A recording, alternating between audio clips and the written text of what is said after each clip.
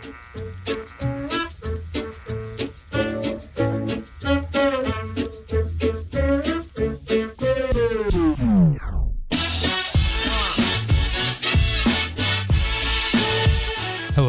and welcome to The Range Project. This is Chris McGrory, and I'm currently a senior at Harvard on the baseball team. While I learn a lot in the classroom, I want to learn even more from those around me. In these conversations, we uncover what amazing things my guests do and how they do them. That means learning the tactics, tools, and routines they have, plus the mental frameworks they use, so we can apply them in our own lives. Today on the podcast, we have Prashanth PK Kumar. From Atlanta, Georgia, he is a current senior studying applied math biology at Harvard and will be heading off to medical school after graduation. On top of that, PK is the manager of the men's tennis team, a peer advisor for freshmen, and a master community builder. And so what do I mean by that? In all spaces, PK does everything he can to make sure those around him are connected and having a good time. Now that might look like being the front of the student section at all sporting events, or just checking in on everybody in the dining hall. And growing up as a high achiever in the classroom put him on a trajectory that set him apart from his peers, to the point where he had to fight his mom to let him stay in a math class with students a few grades ahead of him in middle school. But that academic identity by no means defines PK. He's better known as one of the most social guys on campus.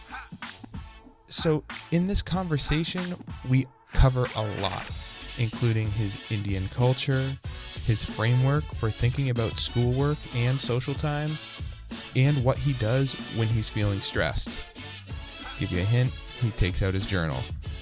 And pay special attention to that bit on how he leverages what is most important to him, connecting with others and building community, to help him succeed in the classroom.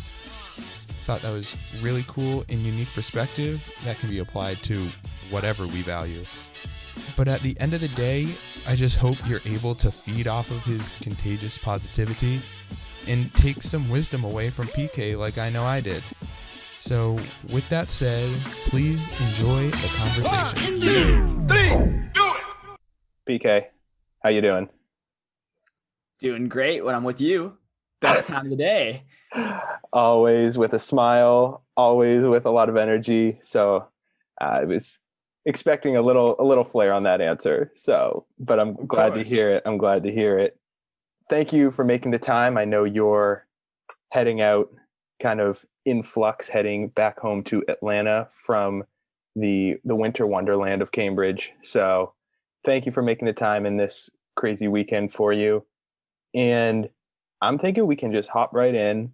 I mean, I know you the past 3+ years from on campus, your very large on-campus presence, tennis manager.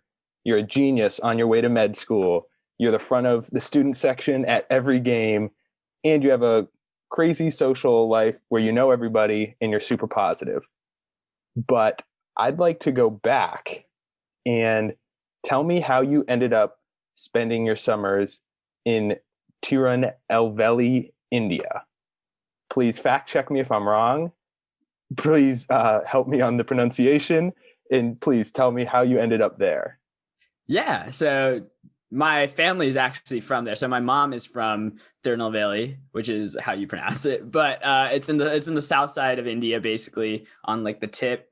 And so we grew up going every summer just because most of our family lives there. And so my mom's from like a small city called Tirunelveli, and my dad's from a small village nearby, like 2-3 hour drive. And so we'd always go back and visit both my dad's village and my mom's town every summer. And so that was like how we stayed connected to family.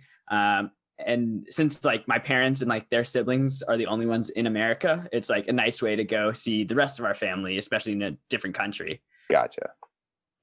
So I guess right off the bat, how different is it from Atlanta? I've never been overseas. I've definitely never been to India. Yeah, it's definitely obviously a very different experience from America in general. I'd say the cultures are very different in that Indian culture is very much about like the village or city you're in. So I think it is getting more westernized as time goes on, especially in the big cities, but especially in the village my dad grew up in, everything's about like your family, like your farm, like that type of stuff. And I mean, there's definitely those values in America too, but it's not as heavily centered.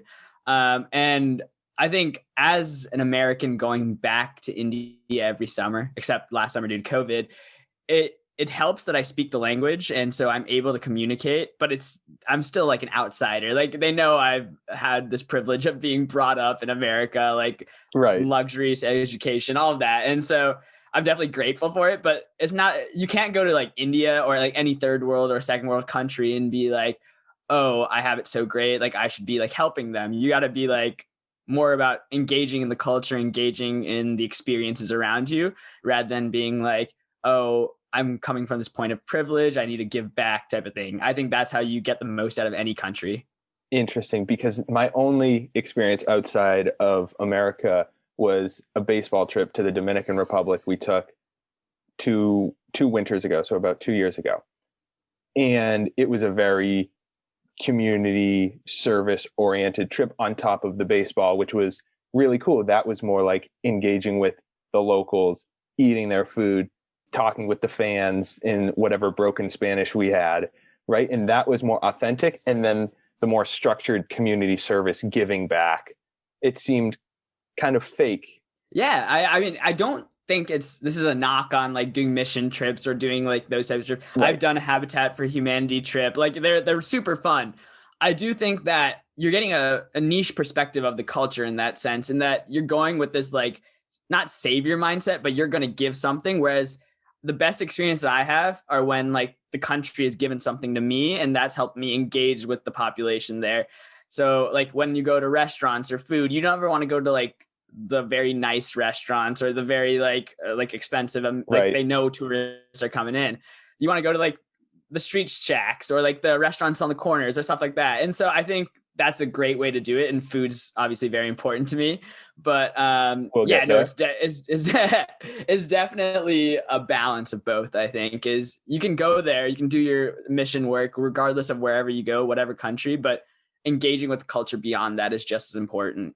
Gotcha. In my little prep for this conversation, I saw you spent time working in a hospital there for a few summers. Do I have that right? And what kind of work were you doing there? Yeah, definitely. So I was working in a lot of different parts of the hospital. I think we went to Tirunelveli like every summer from a young age, and it's a small city and kids can get pretty bored there. So like in our high school summers, we started just like hanging out with our relatives, and one of our relatives was a lab, like he worked in a lab. And so we'd go there and sit in the lab and watch what like he was doing. And eventually that just got a little boring in itself. And so we started interacting with other doctors and sort of other staff at this hospital. It was a small hospital. And so I think it was a really great experience. And I got to shadow doctors. I got to work with patients, like write down their forms because I like speak the language and write and read. And so I got to interact with patients, which was great, but it was also a very foundational experience to why I want to go into medicine, in that it's such a different healthcare system. And sort of, we have such great structure in America. Like we do have very, very significant healthcare disparities with like Absolutely. big cities and small cities and rural areas. But in the small hospital, people are traveling like 5-6 hours just to get to one hospital, and like they didn't even have an appointment. And so it's definitely, the standard of care is very different. But it was a great experience nevertheless to like work in the pharmacy, work with a doctor, interact with patients. It was unreal. Sure. I mean, that makes sense. That kind of tracks onto the story of you pursuing med school. Congrats. PK has gotten into med school. The boy is going to be a doctor. He's Let's in. go. Which was the day you shared that with me and the roommates, which is so exciting, so hyped for you. We had just cooked dinner like the weekend before, and then it was Right. y'all. It was Yes. obviously y'all.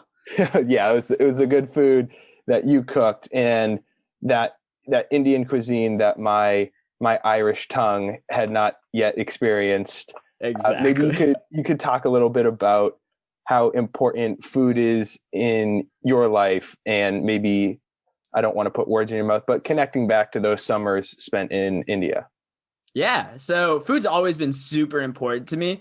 Like, I think it started because my dad was a really good cook. And so he would cook he'd cook traditional Indian dishes, like all throughout the house. My mom's a good cook, but I'm not a fan of her food as much. So it was a balance. But the funny thing is my dad is a meat eater, but my mom is vegetarian. So my mom wouldn't let my dad cook meat in the house usually. Sure. So we'd be only getting like takeout chicken or takeout whatever. Right. And so it was always something like a good day when my dad like snuck in chicken and cooked it in the house or something like. So that was always funny. Those are like the first memories of like food I had, like cooking food and having fun with food. And so I think it's been a culmination of my traveling experiences with my family, as well as going to India. We usually try to stop at one country on the way to India, like a different country on the way every single summer. So we've tried very different cuisines on the way. So I remember, what was one? We went to Italy, we went to Switzerland. Like, we've been to so many countries and they all have such great different cuisines, which I really, really love. And I think that was something that was foundational, is that I get a piece of their culture through the food, whether that's understanding what spices they use in like Asian cuisine, or even because it's so different, very like bread and cheese heavy in like Europe versus like very meat and seafood heavy and carbs heavy in India and like Asia. And so I think it was just something super cool. Yes. And learning how to cook was just as important, because it tells you how to like actually, again, be a part of the culture as opposed to just appreciating eating the food. Right. That's the best way to connect. I know over food, as you know, I love food, but connecting with my neighbors who Chinese American and eating their traditional food, they'll come over, bring over leftovers, foods I've never had before, or going to a traditional Greek Easter and having lamb for the first time. Like, these ways of connecting with the culture through the food is so important. How was it bringing that Indian culture to Atlanta? Were you trying to share that with friends, or? So yeah, there's actually a pretty big Indian community in Georgia.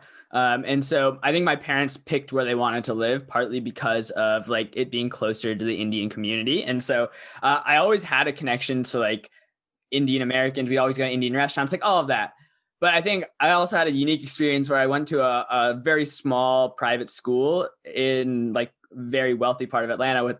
I was like one of the only non-white students there. No way. That was it was always fun to like go and be a part of this like new world, but obviously they don't appreciate the same cuisines and stuff like that. Right. Yeah. And so it was always fun when you like take friends and go to an Indian restaurant like 15-minute drive away or 20. Like you did for me. Like you did for me. Exactly. It's so much fun just to do that, because you're kind of seeing them experience it for the first time. Is just like, wow. It's like opening their eyes a little bit. But it's, again, food brings people together. So it's always so fun to share your culture with other people. Absolutely. And so you mentioned Pace Academy, your high school, correct? Yes. Absolutely. And so, like I said, in my little prep, I found a newspaper article from 2015. This might be different than you're thinking, that predicts you'll attend Harvard as a freshman, right? So this was, So I'm hoping you didn't see the other article. But I did. This article, yeah. So from 2015, there's a joke article in our school newspaper, like April Fools. This freshman in high school enrolls at Harvard, and like I don't even remember how that came up. Like someone just randomly was like, "This will be a funny article," and it was funny. I didn't know where I was going to college anywhere near the time. And so it was super like funny. I remember like coming here and then people are like, PK, I found this article. This is photoshopped on. And I was like, yeah, I had like, that was 6 years ago or something. So Right. It's like, it was a good prediction. I mean, it's like one of those random tweets that someone finds about like predicting the championships or like whatever's happening. 5 years later. Got you. Okay. So how did you end up in a BC calculus class as a freshman? Because this article wasn't just like picking anybody from the school. You were that genius boy. Am I wrong? I was good at math. I was really good at math. That's too humble. I started, I think it was all because of my 5th grade teacher. I'll give her credit for everything. Like, she saw that I was passionate and really like talented at math. And so I think in 5th grade, like, she sat me outside of the classroom with a textbook of like pre-algebra, and then went through that. And she's like, all right, you're passionate. We'll give you the Algebra 1 textbook. And so went through that. And so in 6th grade, my school was like, we'll put you in geometry. Let us know if you can't handle it. We can like work backwards. And so it was a lot of like, I would say I was very like passionate about math at the time because it was like something I was good at. And so I was always like feeling like I can push myself to get there. And so it just followed that 6th grade, I took geometry. 7th grade, did I take? No. Yeah. 7th grade, I took algebra 2. And then you were like, on the path. Yeah, I was on that path. Built on each other. Exactly. Gotcha. So you're talking about this passion. Was there any pressure to keep up with it, either internally or externally? So there's definitely some internal pressure because I think when you push yourself that hard, like at a young age, you feel like I should keep pushing myself in everything, right? Because right. like, and then I think that did lead to some sort of like me coming to college at Harvard and questioning like, do I really love math, or is it just I'm really good at math? And I think that was something that was a good question to ask myself. My parents were always trying to keep me on like the same path as everyone else, like make sure like I was doing like just normal classes, doing well in them and making sure. And I think really? they were very like, I remember my mom we got in a fight like in 6th grade outside of like a burrito place because she was like, why on earth would you go to 8th like geometry as a 6th grader? You like just started middle school. And I was like, I think I can handle it. Like, I don't like, it was like, I don't care awesome. kind of thing. Yeah. Right. So I remember that was a big fight that we had, but it turned out to be great because I got to meet like upperclassmen really build strong bonds. And I think even when I was like visiting colleges or visiting like friends at other schools, they were always the people I'd reach out to sort of give me the inside scoop about whether I'd like it or not. Absolutely. And okay, so fast forward to Harvard. Now you are on the applied math track, applied math bio. You're heading to med school. And on top of those academic paths, you're the tennis manager. You're a peer advisor for freshmen. I can keep going on. And you're the most social guy I know. You're taking 6 classes this year. For those who don't know, the normal is 4. Some people take 5. Nobody takes 6. So do you still have that passion for the schoolwork? And is there still that internal pressure to keep doing more and more and more? Like, how do you feel about that? It's definitely not as much internal pressure, I think, anymore. And coming to Harvard, I think I came with the mindset that I'm going to engage with because community is something that was very important to me in high school as well. Like building a family in my high school, whether it's the faculty, the staff, like fellow students, that was something that was really important to me. And I didn't really care about, like, I knew I was going to a good school. And when I got into Harvard, I was like, phenomenal, like amazing school. But when I got here, I was like, I don't really want to be the same. I don't want to be like only focused on books. I don't want to feel like I'm always studying. I want to focus on building community regardless of where I am. And so I think whether it's my classes or like meeting my friends or whatever, being a path, it's really about having that community around me and helping everyone be happy, a little bit happier, have more fun.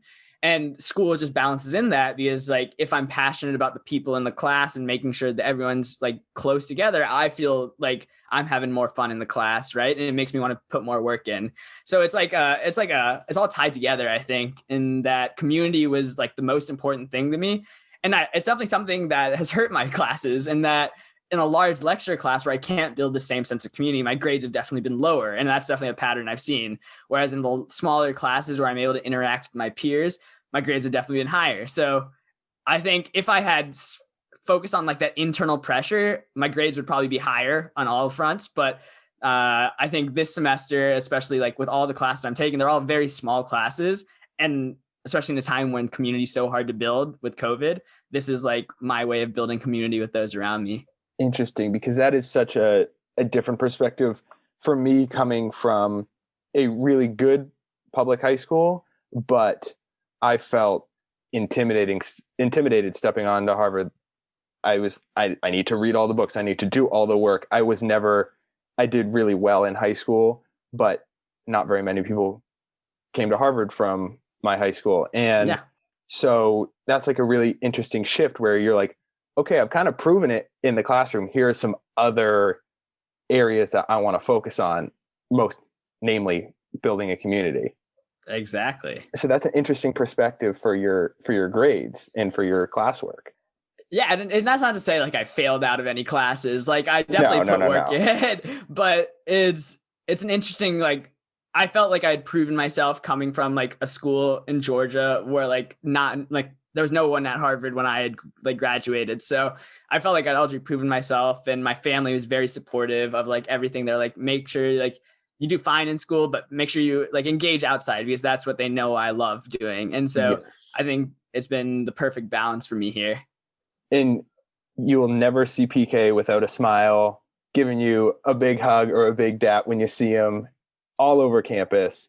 So that time spent building community, plus all of your time spent on extracurriculars, whether that's tennis or being a peer advisor, how do you organize your day? Because there would be days freshman year, I saw you in Annenberg.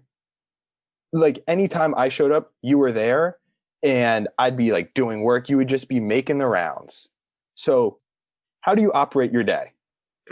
Yeah, so the way it probably definitely hurt my academics a little bit, but the Annenberg rounds were always a classic freshman year thing for me, is that there's so many people that you're so excited to see, and it just like makes my day so much better. And it's easy to get stressed about that, and easy to be like, oh, I have to put all this work to one point. But in a sense, that was like kind of my de-stress time, was going to practice and being around people, or being in Annenberg. I do homework like in the morning while I ate my breakfast, and then I just like go see people. And so it's sort of like having a balance between doing the work and making sure it's like perfect work while you're doing it, but then being able to say, all right, I've done my best for this period of time, and I can go relax a little bit. And you'll never catch me as the one person who like spends an extra hour of like work for like a little bit extra grade, if I can go spend an extra hour like having like being with my friends or being around like a community. And so I think that's something I've definitely dedicated myself to throughout college, is that perspective. That's awesome, because I've actually taken a similar perspective, and I found that if you are prioritizing your grades to maximize your grades at the expense of spending time with people, your grades are not going to be that much better. I don't know. That's been my experience. Is that how you feel? Absolutely. Like maybe like it's easy to think that like my lower grades are because I've spent more time hanging out with friends, but no, I'd probably have gotten a lower grade in the class unless I'd studied like 15 hours extra, right? It's like you have to look at how much dedication you have to have at certain points in time. And if it's like marginally smaller increase, it's not worth it to me. But I guess every person has their own perspective on that. Right. And I mean, you can see people pulling their hair out just to get like a little better grade. I don't know. It seems like the way you and I are operated, we'd much rather spend those hours with friends, relaxing, de-stressing, and your grades are, in my experience, never fall as much as you think they might. Exactly. And I think that was a conscious decision in choosing not to write a thesis this year or doing stuff like that. Is like, I'm sure the academic experience would be stressful and wonderful. Right. But to me, I can focus on having my sort of personal social thesis, in a sense, like meeting new people and having fun that way. Gotcha. And you definitely have done that this semester as a peer advisor to these freshmen coming into campus, not knowing anybody, having all these social restrictions. How did you engage those people, those freshmen, in these community building events? Yeah, so I thought about back to our first year, like on campus, and how lost I was, especially not knowing anyone on campus. And I was like, I'm a very outgoing person, and luckily I was able to find friends with like y'all, like the basketball guys, the tennis boys, like all of these people in these small communities around me. And I was wondering, in an environment where that's not conducive, you're not going to have an ice cream social, you're not going to have like this. How are you going to like go out of your way if you're not as outgoing to meet people or have fun? And so that was something I thought about, like, this would be a great way for me to like culminate my Harvard experiences, help build community for others, like not just myself. And so in Mather, we have all the low rises was first years. And so we'd bring them down, sit in a circle, socially distanced, like masks on, and sort of in the first few days, like of quarantine or whatever, like we'd be able to go outside for 30 minutes and we'd just do some fun icebreakers, taking a page out of Matt Thomas's book. Yes. And just get to know each other. And I thought that was super, super fun. And then throughout the semester, I was like, well, this is my community now for like this semester. Let's make the most of it. So we do like projector screenings on the Mather wall. We call them the Matherings. We do like fun weekend games, like stuff like that, where we were able to like have fun in a safe way, but again, focus on building community. Let me ask this first question more personally. Is that energy and positivity that you bring every day a conscious choice, or is it just more like, hey man, this is how I'm wired? I think for the most part, it's definitely how I'm wired. Just like going day to day. There are definitely days where it's very like everyone has lows and highs, right? And so there's days where I'm off my game and I have to like be like, PK, this, like, let's get it together. Let's be positive. Like I remember like days when I hadn't done well on a test or hadn't like had a good day for whatever reason or another. And I'm like, let's just go interact with people. It'll make you feel better. It'll like, and I think that's how I've taken approaches to my good days and my bad days, is that I think as like when you play tennis, you're going to have bad practices and good practices, and you just got to level it out. Right. And so that's been how I've been able to maintain it. Is I'm not always going to be on 100%, but I know for the most part, I'm good enough where I can build this community with my personality. Gotcha. And you know that on those down days, what brings you back up to optimal, or not even optimal, but just feeling better, is connecting with people. That's really good self-awareness, and not only knowing it, but actually acting upon it. There's a difference. Yeah, exactly. I mean, if I'm around you, Chris, it's probably the best day possible. So I just need to be around you more. I'm blushing. I know you can't see it, but so this buzzword, this word community and positivity, like these are how I think of you, and especially in the realm of sports. You're the front of every student section, and that's different than my experience in high school, where it was the class clown in the front row, trying to get a laugh out of everybody. It seems like there's a different flavor to your student section leading. Does it connect back to community? Yeah, I definitely, I think it also connects back to like my high school and the environment I was raised in. Southern sports, very big everywhere. Like a lot of my best friends are like very big athletes. So it was always fun to sort of go to their games, cheer them on. And then they'd also come to our games and cheer us on. And so that was always something that it kind of builds a family, is that you're supporting each other in like what you do. And so when I came to Harvard, I was like, I didn't see the same sense of school spirit. And like, I think it's very easy to like see that, in that a lot of people are very, very pre-professional when you come here, right? It's like, I'm going to get this job or get this position or whatever, like climb the ladder, do well in school, all that.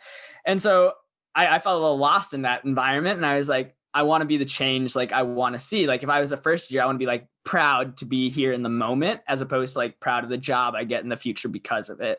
And so I think that's been easiest to do because I love sports so much. And that's been a huge part of who I am. And seeing like, it's even better because you're not just cheering for people that you don't know. It's cheering for like your closest friends and your like the people you see at the dining hall or in the house. Right. Right. And so it's so much fun. I just love cheering for people, like a little bit of heckles here and there, but always keep it clean. Yes. But a lot of funny, witty posters. The posters are I miss them so much. I need to find like a job somewhere where I can just make posters and put them up. Right. How do you feel when you're out there screaming for your friends on the basketball court or on the tennis court, and there's really not that much support behind you. That's not uncommon at Harvard.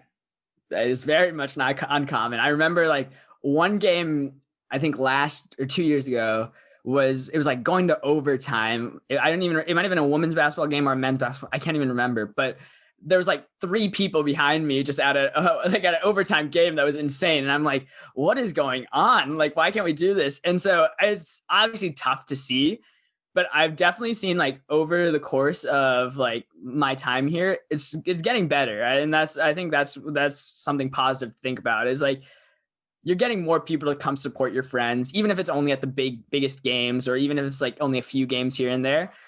I think that's the power of what Harvard system has like been like. It's like you get to see your friends competing. And I think my freshman year, people didn't know anyone, people didn't want to go. But when you see it's like a fun environment to be around, like to go cheer for your friends, I think it makes you come back. It like you buy in a little bit and then it's like you keep coming. And so it's definitely been not perfect, I would say. Like we're not Duke basketball section or anything like that. Absolutely not. We'll get there. I think this year is obviously super tough, but hopefully we can keep having the energy at all sporting events, not just the big ones. And I think that's something I'm super passionate about too, is whether it's like, I didn't know field hockey existed before I came here. I didn't know like squash was a sport. Like coming and cheering for those games where you honestly might have the most impact is so fun. Oh, that's so great. You mentioned your high school sports kind of contrasting your Harvard experience. You played tennis in high school, right? Yep. Did I see you're friends with Wendell Carter Jr. on the Bulls? Yep, a close friend. Okay, so so he was just a basketball recruit for your high school, is that right? So yeah, he came to our high school, I think his sophomore year, or all of our sophomore years. And I think we just hit it off just because our school is very small and it's very easy to connect like with people. So we just hit it off from a young spot from my sophomore year. And then like I'd go to the games, cheer for it, like make signs to stuff like that. And he'd come to some of my tennis matches too, which is always fun. But yeah, I think the community that you build in our small school was why like we became good friends, and sort of going to all of his like, he'd have all his like athletic accomplishments, like McDonald's All-American, like Jordan, like whatever. Like we'd have all these funny pictures, and it'd be fun to just like take pictures with him. He's like a giant, like right. And it's just fun to like be like contrasted with him right there. That's so great. But yeah, no, great friend, and like we'll still like whenever he's in Boston, we'll talk. And like I went to like the game at the Celtics, or they played the Celtics last year, but he was injured. But he's a great guy. He almost came to Harvard. So I know. I remember that. People are saying like, dude, your basketball team's going to be sick. You have all these top recruits. And no, our team is sick. And I know you live with all of them in our class, right? Yep, exactly. Danilo, Rio, and Reed, the boys. Absolutely. And PK, you guys were inseparable freshman year in Annenberg. Oh yeah. We'd always take the back corner, C17. I love how you remember that. That was our blocking group name. We were like, we the team C17 or something like that. That's so great. And I think that's even how I met you. I must have been in a class with one of them. So I knew Danilo, and obviously where he was, you were in Annenberg. So I think that's how we first met. Yeah. That's too funny. No, that was that table in Annenberg was always the best because everyone has to leave through that door. So we picked it strategically so we could like say bye to everyone as they left, and sort of if we needed to see anyone, we like checked it and said hi. So right. For those who don't know, this was the table right next to the only single door exit in the dining hall, where it's a freshman only dining hall. 1,700 freshmen eating in one dining hall. Crazy. But it was so fun. It was so fun. And I mean, it looked like something out of Harry Potter. So for those who don't know, pretty good spot to meet people. I think that's a pretty cool way Harvard tries to encourage meeting people, where at least for me, like reaching out to people was not natural. I had my friends since I was 10 years old, and they're still my best friends. But yeah, being thrown into college was definitely tougher for me from that perspective, where for you just kind of embraced it. Mm-hmm. Yeah, I think it was part of how Harvard structured it, whether it was the entryway or the Annenberg or like the teams, right? You find your small families in this giant school. So yeah, grateful for Harvard for the friendships. I couldn't second that anymore. And I think more than anything, more than the academics, more than the professors, it's been the people I've met that have made Harvard so special. Absolutely. I mean, we're on a call right now because you're so amazing. Like, we got to cook because your roommates are amazing. Like, it's so much fun. Right back at you. Thank you.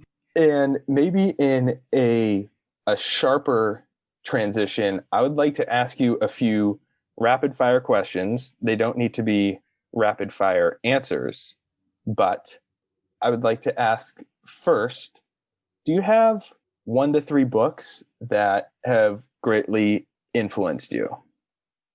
I do have a couple of that. I wouldn't say like a book specifically off the top of my head, but like when I was young, the Geronimo Stilton books. I don't know if you're familiar with that. No, I'm not. They're like this very like childish, like fun. It's about a rat who lives like he lives with a family of rats and stuff like that. And like he has crazy stories. And I don't know. I really, really love reading fiction books. And my parents would always be like, why are you reading like such like childish books still? And I'd be like, I'd always go into Barnes and Noble, sit down and just like claw through all those books. And I think that was really foundational in sort of seeing, like, I was very academically passionate. I really loved reading because of like the escape or like whatever it brought in sort of everyday times. And so like that and transitioning to like Magic Treehouse, Harry Potter, Percy Jackson, those I'll say that as a genre like of like young adult children's books was like super foundational. Is that every time we'd go to like Barnes and Noble or the library, I'd come out with stacks of book, and like you wouldn't see me playing video games as much. You'd see me reading like fun childish books until I was like 15, 16. Interesting, because that could not be more different from my experience. And that was honestly kind of a spot of insecurity coming to Harvard. Like, I hadn't read any of those books you mentioned. I was, if anything, you'd have to pay me to read like a sports book. And I don't know, I was just all in on like baseball and the schoolwork that I was given. I was never self-motivated or interested to pick up a book. So that kind of fueled me I felt like I had to make up for that. So coming to college, I remember my parents were like, you've never read ever. And now the only thing on your Christmas list is books. Like, what happened? And I think it came from a point of insecurity from like that era. It's funny. No, absolutely. I think it's probably a very similar thing with me. Is I stopped reading a lot like when I got into high school, and like you get busier, like you don't have as much time to read. So that's definitely something I've like been like not sad about, but I've been trying to improve. But it's hard to find like that same like energy and passion about like that same genre of books, right? I can't, like, I feel bad about picking up like those childish books again. I feel like I have to read like Brave New World or like To Kill a Mockingbird, right? Adult book, yeah. And so I guess I still love reading, and I love reading articles and news and stuff like that. But I do want to like get myself back into like reading books, and I think maybe that's what the pandemic's going to bring is like a newfound appreciation for these old things. Right. And maybe listen to a few podcast episodes, get some book recommendations from my guests. Let's go. Yep. All right. So I've already given the resume of PK. Is there any like niche interest others might not know about you? I like to think about this as, what do you find yourself binging on YouTube or just kind of being interested in the evenings and the weekends? So binging on YouTube is definitely what we talked about. Cooking videos, absolute fiend of those. I just love like anything from like BuzzFeed's like this like worth it videos to like Gordon Ramsay's Kitchen Nightmares. That's what I'm always watching. It's like, even at home, like our Food Network is like the only TV channel we're always on. But like I think that's sort of along with my passion. But I mean, we've talked about it, but chess.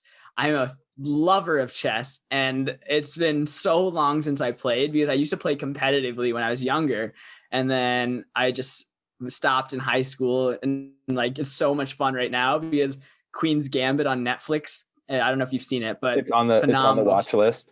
It's on the watch list. You have to, and that just like now I'm playing a game with Matt, your roommate, every night, and no way. It's so fun. Like chess, it's addictive, but it's so fun. Gotcha. Quick point on chess. Do you think chess makes you a more strategic thinker in real life, or has any applications outside of real life? Or do you think playing more chess makes you better at chess? I've heard arguments for both. I mean, obviously playing more chess makes you better at chess. I don't think many people are going to deny that, but I do think maybe not like in sort of calculating what a decision will do as much as like it helps with a lot of sort of planning and sort of thinking about, so it like teaches you skills that I think are applicable to other places. And whether you choose to use them or not is up to you, like just like in a chessboard. I do think it helps with like mathematical thinking or like thinking about like just like even in a multiplication problem, like not just doing one step, but like how many steps that you have to go throughout. And sort of, it also taught me a lot of patience. When we were younger, like I traveled for tennis tournaments, but I also traveled for chess tournaments. Like we'd go from Atlanta to Nashville, like for the national. You were competitive. I was competitive. I was never like insanely good. I was like always like pretty good in Georgia. Like that was like, I was like a state like person, not like a super big national competitor. Oh, wow. I didn't know this. But yeah, and so we'd like the time controls are like 3 hours for each person on the clock or 90 minutes for each person on the clock. And so like those games can go up to like 5 hours or like 3 hours and you're just sitting there. So like I credit my standardized test taking ability because of like because of that. So funny. Yeah, you're like, all right, 3 hours on the clock. Like I'm sitting I'm in this chair. Exactly. That's too funny. I didn't know that about you. I knew you played chess, but I didn't know you had this hidden talent. Again, not a god. Like I'm sure at Harvard, like there's probably 500 people who are like insanely better than me. But I played. Back in the day. Okay. So this might be a dead end question, but I'd just like to ask you, because you do on paper do a ton, you achieve a lot, and you're very, very social and everybody sees you. When you're unfocused or overwhelmed, what do you do to get back to baseline? Definitely. I think it's changed throughout my life. More recently, I think something through tennis. We have like a mental coach, Lorenzo. I don't know if you guys work with him. But baseball also has a mental skills coach, which is awesome. So he introduced us to this idea of scripting. And that's something I really, really value, is that like after a stressful night or even before stressful things, like I'll just grab one of the journals, like take out a page and sort of write things I'm grateful for first. And then follow it up with like what challenges I have coming up, and then sort of break that down into like a game plan, like how I'm going to do it, like how I'm going to balance everything. Like, what am I going to do to make myself like stay in this positive mind space as opposed to like just stressing myself out and going at it. And sort of doing that gives me like a mental practice run of what I'm going to do. And sort of like, it's like shadow strokes, or like, I'm sure like before you go to the pitch, you like swing the bat a couple of times to feel it. I don't know if that's a good baseball reference, but it's the same idea. It's like a mental way of doing that for like the challenges you have. And I think that's kept me a lot more centered and grounded, whether that's like academic stress or social stress or whatever it is. I'm always going to be grateful for the things I'm grateful for, and I'm able to take on the challenges I can. So, okay, let's double click on that. So you have an issue in life, school or otherwise. So you pick up a journal, and first thing is what you're grateful for. And then do you specifically write out, this is my challenge and this is how I'm going to attack it? Or what does that process in a more fine-grained detail look like? So if it's like an academic stress, I'll be like, these are the assignments I have coming up. It can be as basic as that. Like, these are the assignments I have coming up. Or if it's like, I have like an interview, or I didn't do well on my first MCAT, had to take it again. Like, what is the challenge in front of me? Like as basic as I can put it. And I think using the next step is sort of being like, all right, what do I have to do to overtake the challenge? And I'll go back to like the MCAT, because it's like a lot of mental stress is like, I didn't do well. That feels like a personal failure. How do I like overcome this like past adversity and come back at it with a fresh perspective? And so like I write down like mental reset, confidence. Like I'll write down like things that I know will be important sort of taking on. And then I like try to write like a couple of sentences, be like, we're going to go into this test confident, no stress. We're going to demolish it. And that's been incredibly helpful. It's like how you do it. It's really about like putting yourself in the mindset where you're capable of doing it, even if it's like not going to be there with you on test day. Gotcha. And is it scripting because you're trying to put yourself in the shoes of the event you're ruminating about, worried about? Yeah, exactly. And I like another thing is like if something comes up, like if I don't do well on like something, or one problem's too hard, or this or that, sort of having backup plans, because a script is never smooth the first time. Yes, it's like remaining flexible, right? Is important. Exactly. And so having an ability to sort of bounce back, like if this doesn't go well, what am I going to do? Like you have different paths you can take. So it's kind of like a branched out tree. Interesting. Yeah, that resonates a lot for me. It's like, we're going to be okay. We have these options that we can go down. That's interesting. I see a few other journals behind you. Do you have a daily journaling practice? I try to do it every night. I haven't been as good this semester, but usually every night before I go to bed, I'll write something. Like it won't be like something crazy. It'll be like things I'm grateful for, as well as like what I did today. I don't always script per se, but I do like journaling and sort of looking back through my journals to see what happened. These are all like my academic journals, but I have other journals throughout my room. Gotcha. And there's a lot of good psychological science behind writing 3 things you're grateful for at night. And it's not just going to make you feel better in the moment. By putting it down on paper, there's a carryover into the next day, and there's findings even a week or months later that just having written down 3 things you're grateful for at night for a week improves well-being well into the future. And I think it's because you're setting your brain to see things. You're changing like what's salient in your environment. And so you pick up on things that you can be grateful for, and it can be little things. Yeah. Oh, of course. I think I came to college, and like when we first heard about this, like I was like, I know I'm grateful for my family. I know I'm grateful for my friends. Like I know I'm grateful for like living at an environment with close people, like having all these access to resources. But like writing it down made me feel better. Like it made me like feel like, wow, think of all the support we have. Think of all the things we're grateful for. Think of it and put you in like a positive sort of well-being space type of thing. Absolutely. I'm so glad I asked that question, and it was not a dead end. Let's go. Oh, thank you. And we'll wrap up shortly just to be mindful of the time. My next question is there a quote you live by or find yourself repeating often? So it's not what I like repeat. I do repeat it to myself a little bit. I don't repeat it like out loud, but I keep it in my head. And it's something pretty like cliche, but it's always 1% better. Like that's always my mindset. And it doesn't have to be with my own thing. It's like, whether it's a lot of people think that's just like, oh, when you practice, they get 1% better. Or if you're taking it studying, like you're just trying to get 1% better from the previous day. But when we talk about community and family, my goal is to make the people around me feel 1% better or 1% happier, like make the environment around me a little bit healthier. So I think that 1%, like get 1% better, has been something I've carried throughout like every part of my life. And that helps buffer against being discouraged about, oh, what the heck, there's 4 fans behind me at this basketball game. You see the silver lining. You're like, well, last year there would have been 0. Exactly. It's little thing. Like it helps you, because you're always going to be like, oh, I didn't get this or I didn't get that. Like it's so easy to be like, oh, that means I'm unqualified or I didn't do it. But if you see those small increases every single day, it's like stepping stones, and it makes you feel better about yourself and feel confident about like everything you're doing. Yeah. And then it builds momentum. Oh yeah. It's like, it's exponential. Absolutely. And have you read Atomic Habits by James Clear?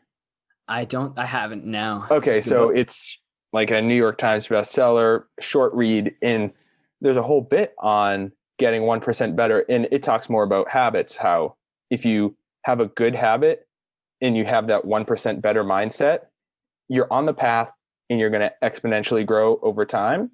So what's really important is setting that habit. And then equally important is the inverse, in that if you have a bad habit, time is your enemy. You're going to get exponentially worse over time. So I've never thought about that's my framework for thinking about 1% better, but I like how you connected it to everything you see in life and those other values you have. Absolutely. I think it's definitely something that helps you stay grateful for whatever is going on in your life, and making sure that while there might not be incredible improvement in one day, you can still say, I've seen some improvement every single day in my life. Dude, I think that is an awesome spot to wrap up. Thank you so much for making the time, man, and telling your story and dropping some wisdom on us. So thank you. Of course. Absolutely thrilled to be spending an hour with you. Phenomenal times always. Dude, I appreciate you. And yeah, thank you. That's all I can say.